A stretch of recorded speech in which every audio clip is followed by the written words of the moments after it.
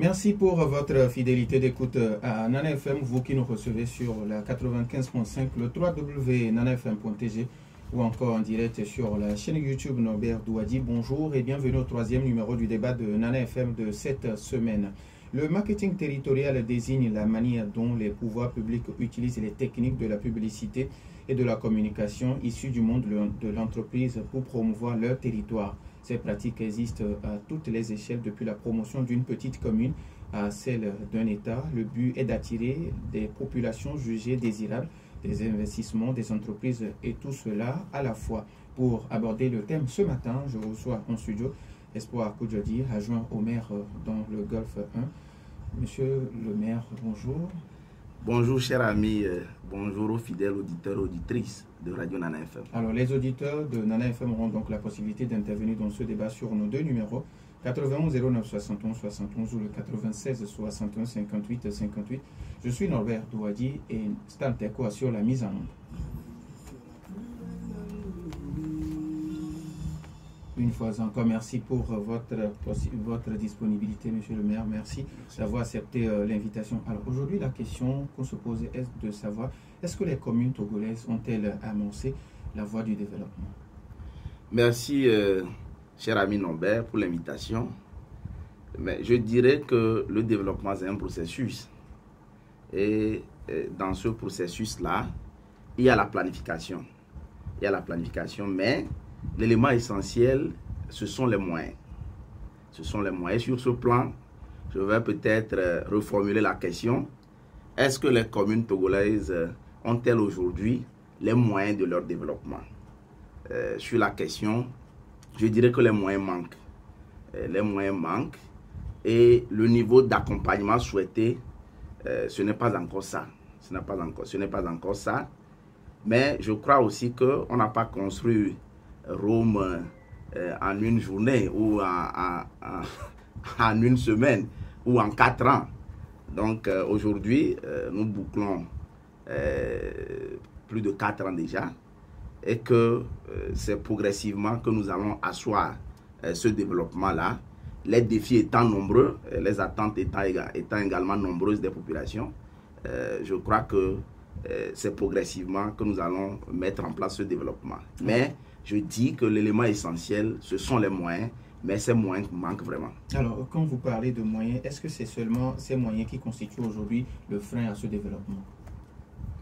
Oui, en dehors des moyens, on peut parler de compétences aussi, parce que pour asseoir de bonnes idées, il faut vraiment avoir les compétences. Aujourd'hui, nous venons de différents domaines pour être à la tête des communes. C'est en cela que il faut l'accompagnement en termes de renforcement de capacité pour pouvoir avoir ces compétences-là pour ce développement dont nous parlons. Maintenant, sur le plan de renforcement de compétences, je crois que l'État a également un rôle à jouer parce que la décentralisation, en premier lieu, c'est l'État, parce que c'est contenu dans notre Constitution. C'est l'État qui a en premier lieu cette responsabilité d'accompagner les communes pour leur développement. Donc, sur le plan renforcement de capacité, je crois qu'il y a à faire. Il y a à faire sur ce plan, mais les moyens, je le disais, en dehors de cela, il y a les moyens parce qu'aujourd'hui, il y a des efforts qui se font au niveau de différentes communes. Vous avez plusieurs communes aujourd'hui qui ont leur plan de développement communal, PDC, mais où trouver justement les moyens pour mettre en œuvre les différents projets contenus dans ces différents PDC? Je crois que c'est un véritable chemin de croix. Donc, il y a le renforcement de capacité, mais il y a également les moyens parce que pour réaliser des projets, il faut véritablement les moyens. Alors, quand vous parlez de moyens, de manque de moyens, qu'est-ce que vous faites du marketing territorial? Oui, en réalité, on ne peut pas développer un territoire sans vendre l'image de ce territoire-là. Aujourd'hui, c'est une thématique d'actualité. est que pour tout dirigeant local qui veut vraiment, puisque le marketing territorial, dans votre introduction, vous l'avez dit, c'est pas seulement au niveau des communes, hein, même au niveau de l'État, il y a le marketing territorial. Maintenant, au niveau des communes, pour tout dirigeant local, je crois que il faut quand même trouver des techniques pour pouvoir vendre son territoire. Et pour cela, il y a des atouts naturels hein, au niveau de nos différents territoires, mais également, il faut créer des conditions. Il faut créer des conditions d'attractivité de notre territoire. Donc, je crois que c'est une thématique d'actualité et que des efforts doivent être faits en ce sens-là pour pouvoir attirer des investisseurs, attirer des entreprises donc, dans nos différents territoires. Est-ce qu'aujourd'hui, c'est parce que beaucoup de conseillers municipaux ne maîtrisent pas cette thématique? Oui, en réalité, je le disais tantôt, nous venons dans un domaine dans lequel il faut continuer par apprendre. Il faut que je l'ai dit, nous avons des formations différentes avant d'être élus maires. Et je crois que c'est progressivement que nous allons quand même avoir de ces compétences-là.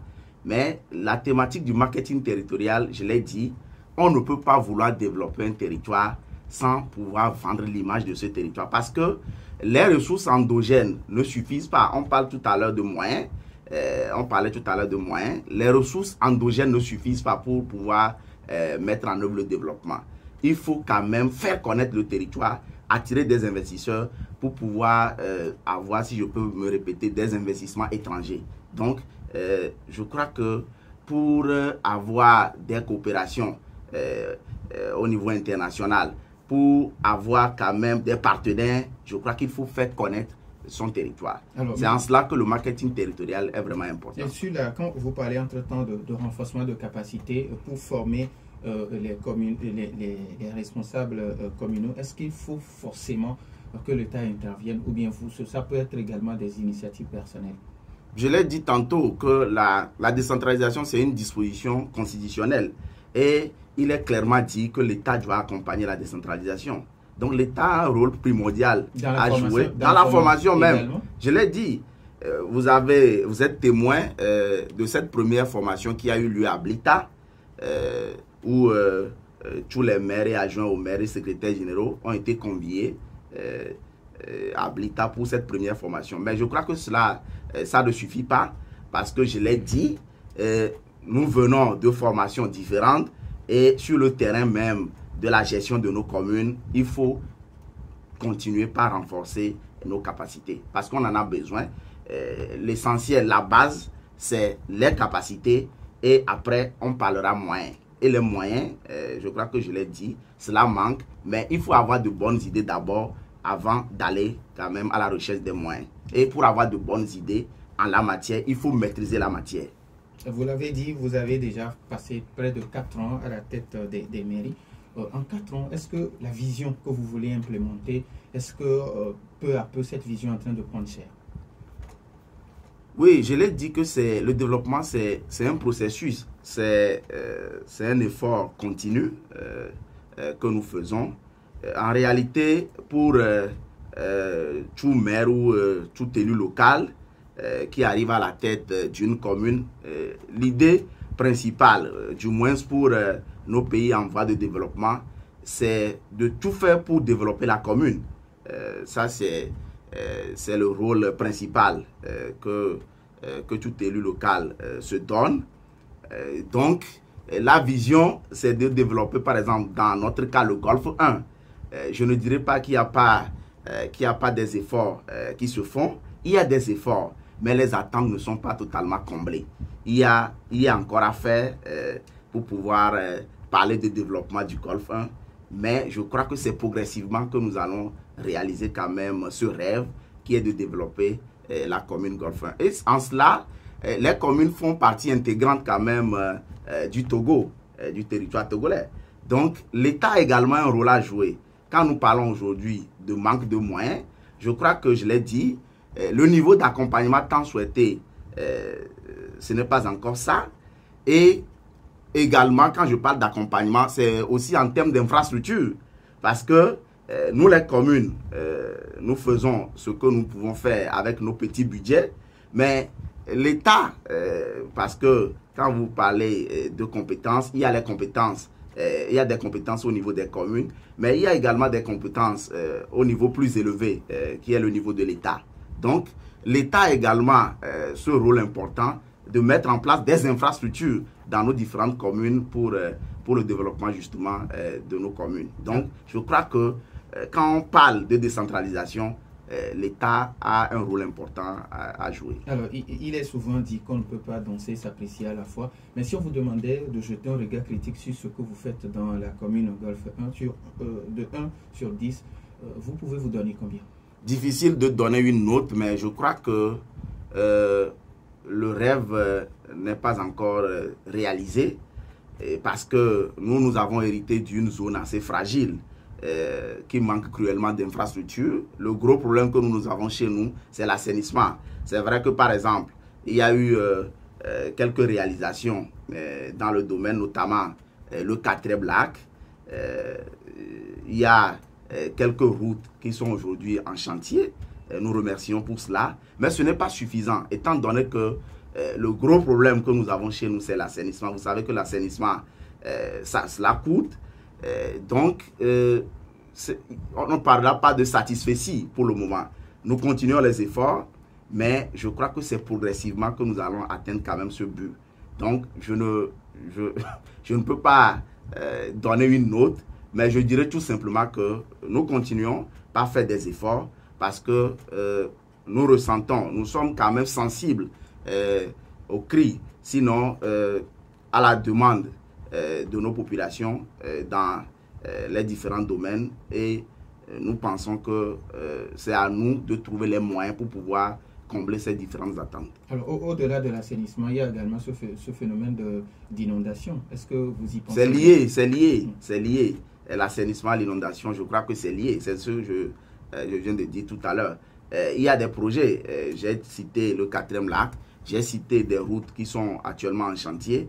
Mais je dis que ce n'est pas suffisant parce que à chaque grande pluie aujourd'hui, quand vous allez dans certaines zones comme Adapame, Saoleto et tout ça, même dans certaines zones comme à Blogame, à Koresewa et tout ça, il y a encore de l'eau. Donc, je l'ai dit,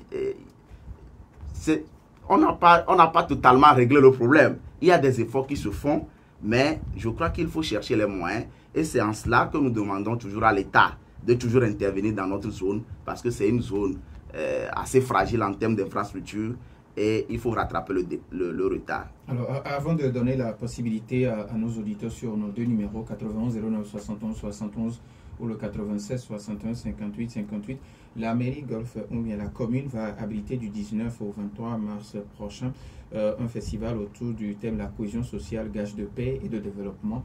De quoi s'agit-il, M. Koudjedi Espoir? Oui, il s'agit du Festival international Lomé Golfe 1 Talent qui a sa première édition. L'initiative initialement s'appelait Lomé Golfe 1 Talent tout court et qui est plutôt à sa 5e édition et transformé aujourd'hui en un festival international qui a sa première édition. Donc c'est une initiative, un projet de 2 agences de communication, Melos International Group et l'agence de communication L'Engagement.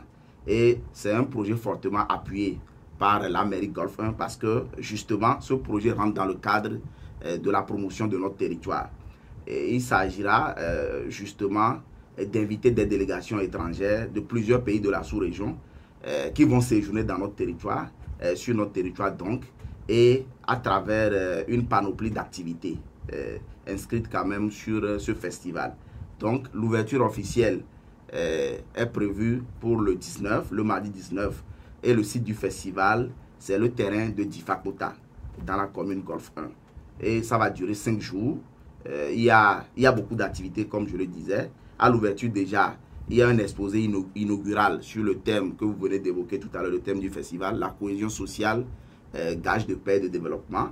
Dans la soirée, il y a un concert gospel parce qu'il faut tout commencer par la prière.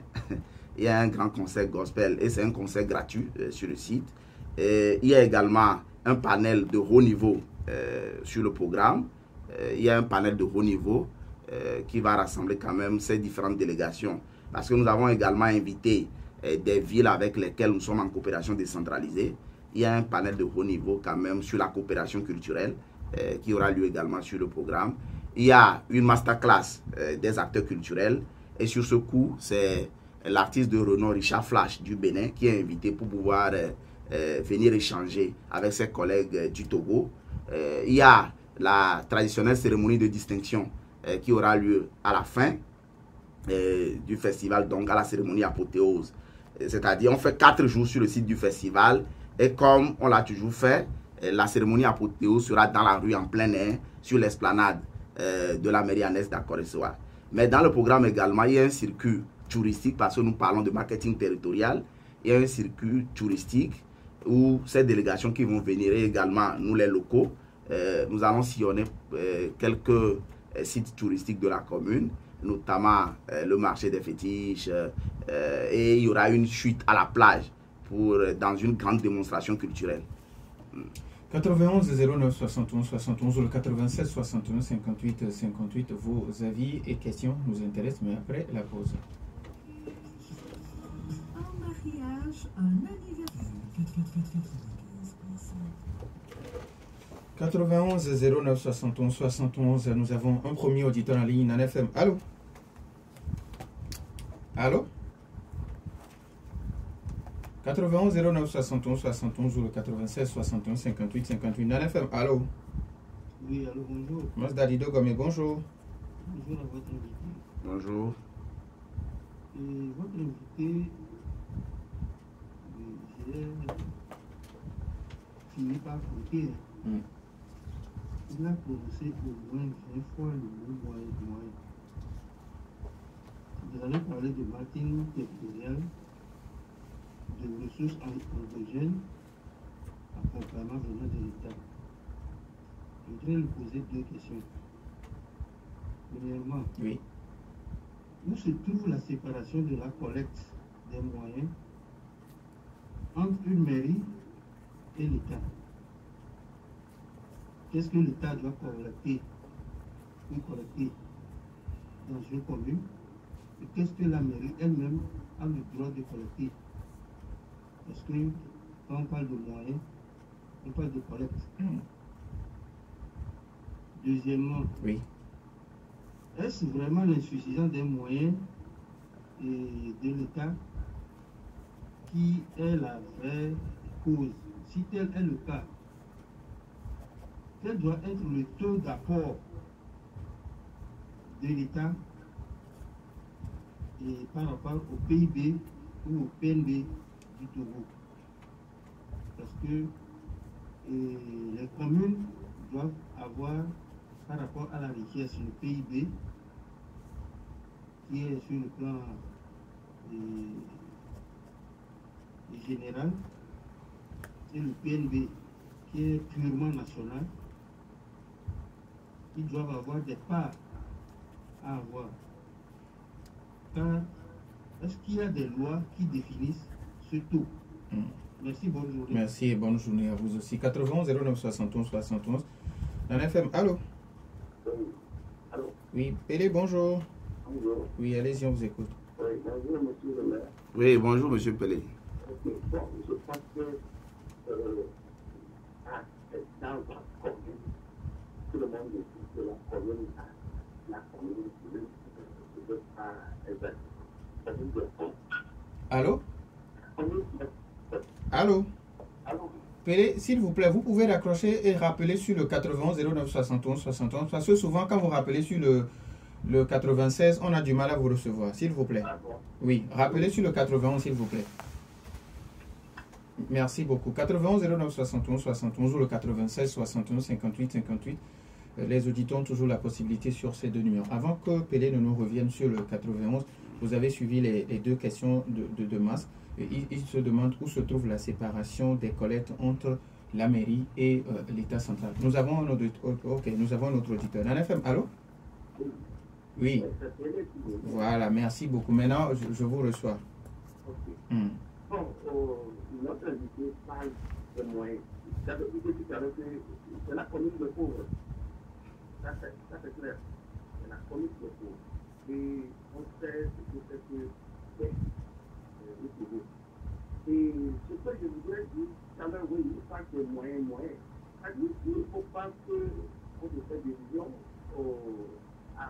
avec cette élection communale qu'on a été, tout juste pour graver des choses, dire qu'avec aller dans la démocratie, il faut aller à la démocratie à la base. Que le FPC ne voulait pas. Il croyait que l'opposition devait compléter ça. Mais là, vous n'avez aucun moyen de travailler. Le bloc 4, bloc 1, bloc 2, bloc 6, voilà là où le pouvoir croyait qu'il aurait dû s'enfermer. Mais c'est comme là, c'est les forces de sécurité. Les forces. Alors, je pense que ce qu'il faut défendre aujourd'hui, chercher les moyens, c'est-à-dire les revenus, les sources. On a aussi pour faire quelque chose dans le bloc 1, c'est tout. Là, la question que je voulais poser, c'est si je crois dans votre bloc, je prends la voie à Corée-Toa jusqu'à Boulevard. Regardez comment vous avez, c'est-à-dire, bloqué la population. La population est bloquée. Alors, quelle est la question, s'il vous plaît? La question là, c'est-à-dire, ne faut pas du développement.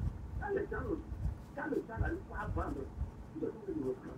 Parce que quand on fait un projet, et qu'on fait que... Il est parti?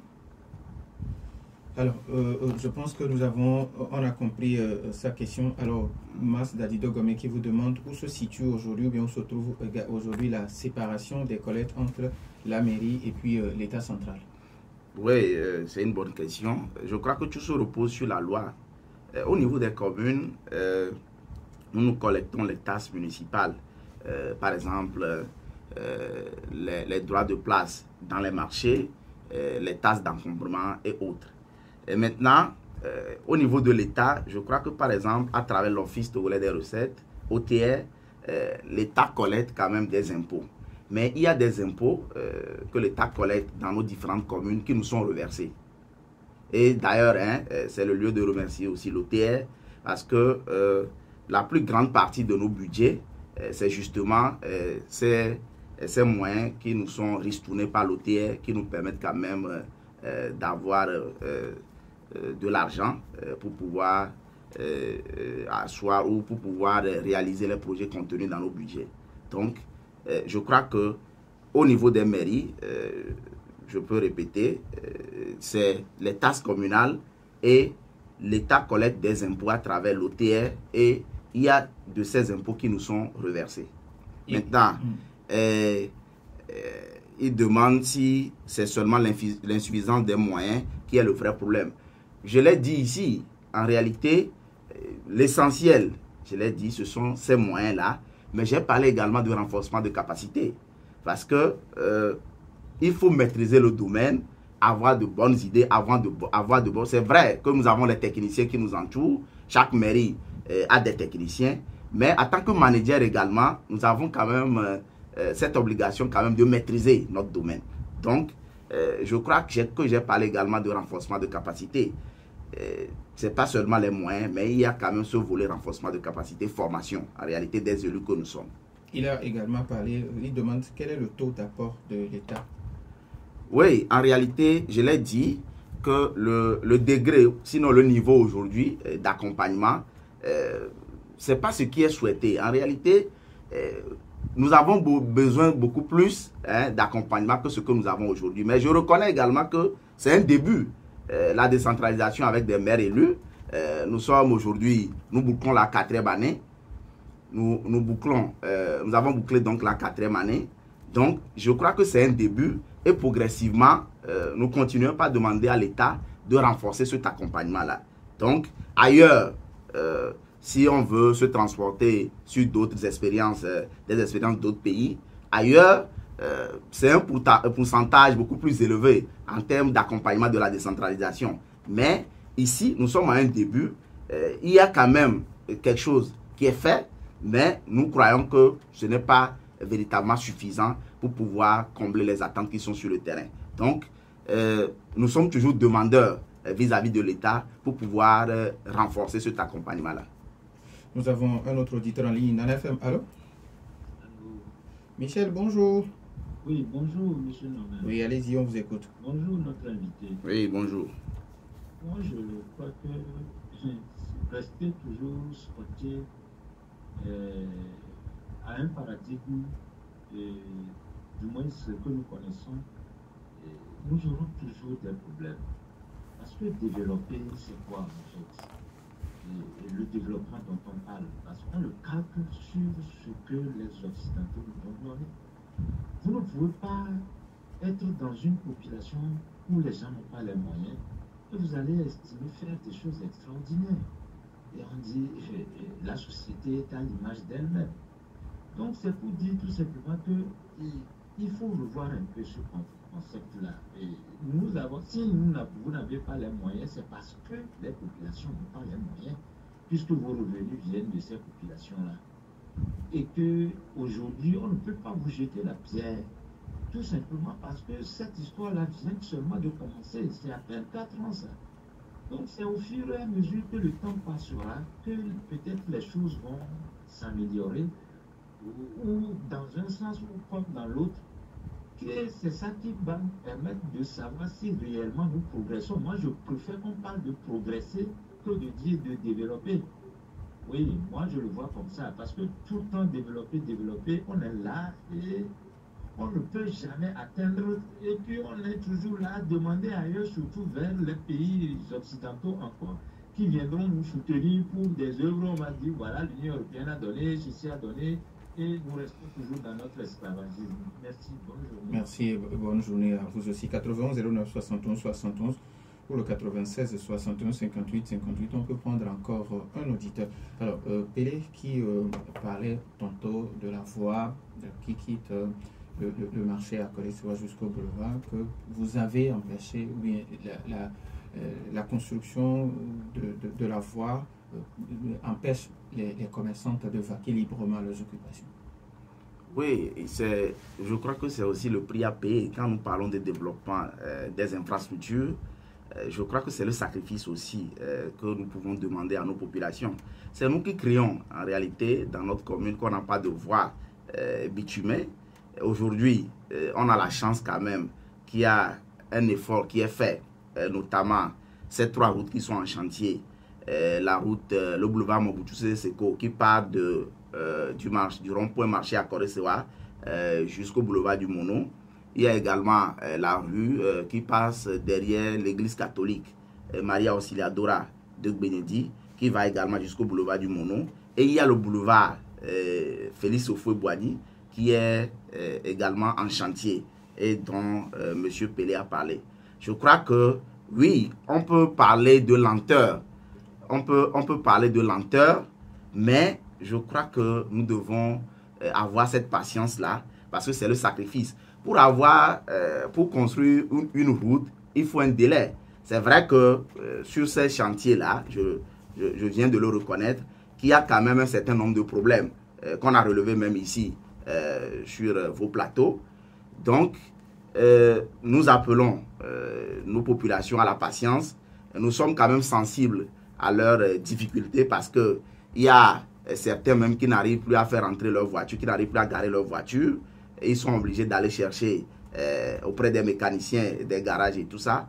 Donc, je crois que c'est un véritable chemin de croix, mais nous disons également que c'est le sacrifice. Parce que à la fin, nous serons tous contents quand cette route sera totalement construite. Alors, quand Pelé pense que vous avez hérité d'une commune qu'il appelle commune des pauvres. Oui, c'est son jugement. Mais je crois que je l'ai reconnu ici, je l'ai dit, que c'est une zone assez fragile en matière d'infrastructure. Et vous l'avez dit aussi, c'est une zone inondable.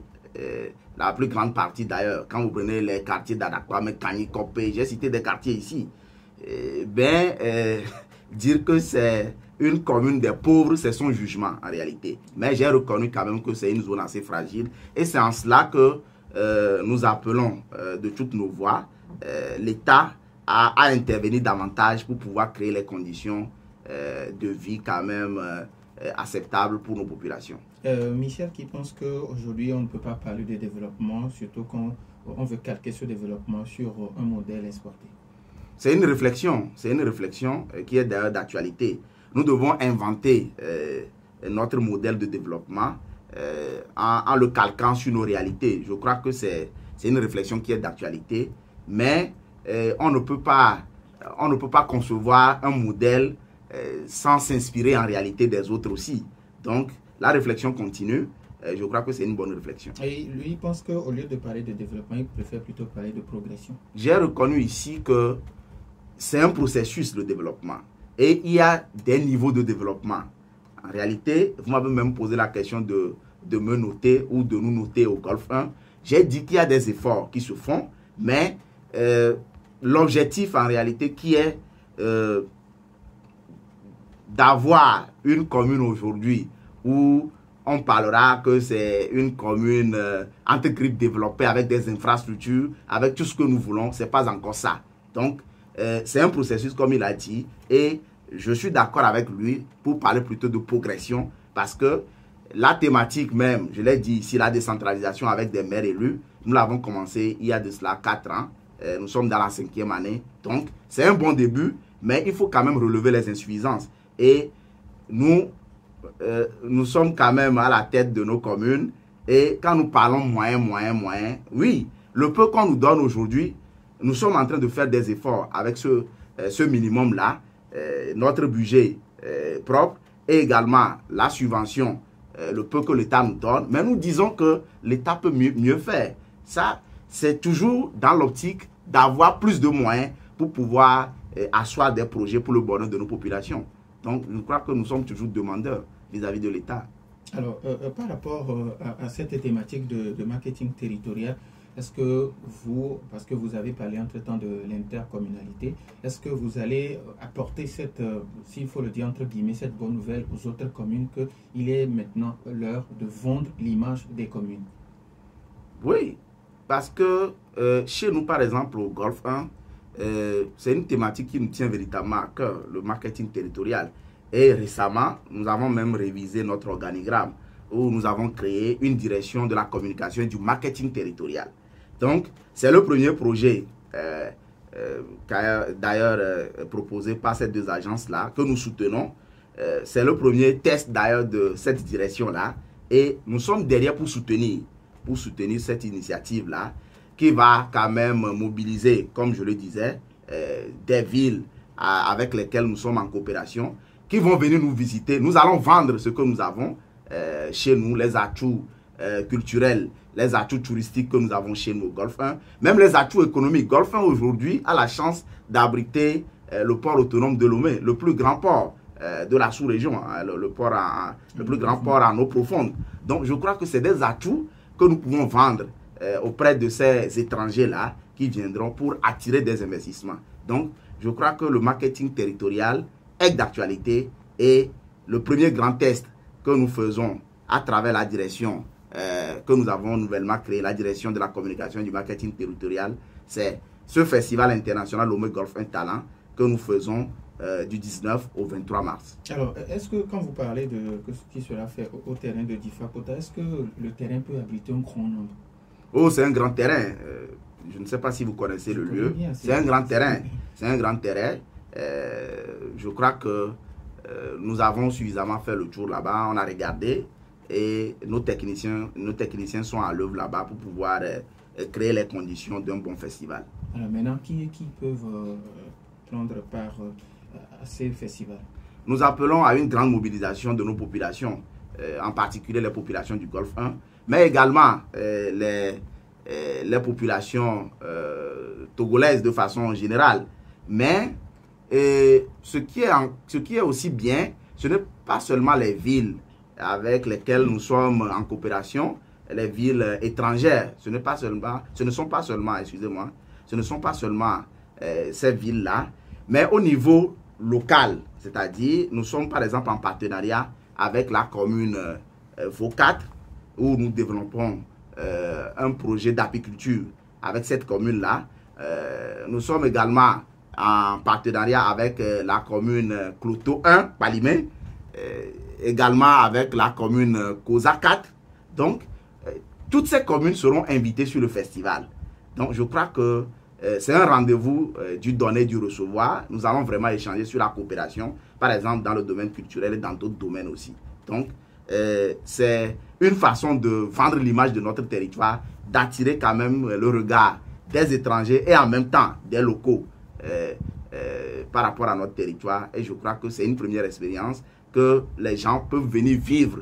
Pourquoi pas aller quand même le faire chez eux aussi. Alors, il y a un auditeur qui vous demande quel accompagnement est fait à l'endroit des artistes, parce que vous l'avez dit, vous allez récompenser les artistes à la fin, c'est-à-dire au dernier jour. Maintenant, ces artistes qui sont récompensés, quel accompagnement vous faites à leur endroit?